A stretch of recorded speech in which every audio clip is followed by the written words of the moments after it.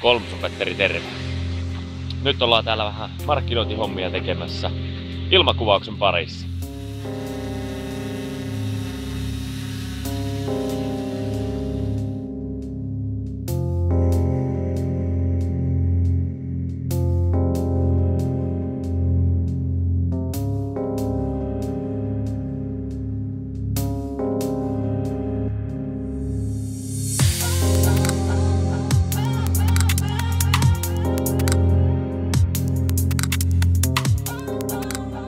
Täällä ollaan Itä-Suomen Liperissä.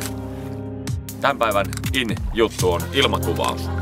Ilmakuvaus on erinomainen tapa esitellä kiinteistö ja sen ympäristö.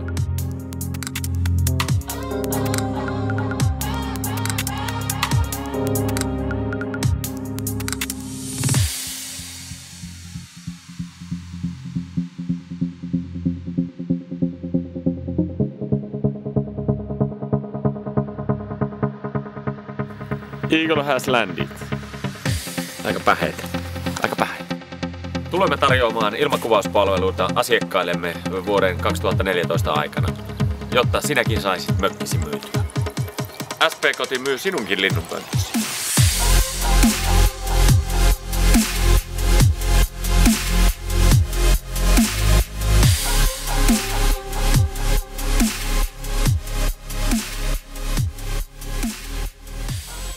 On se sähäk.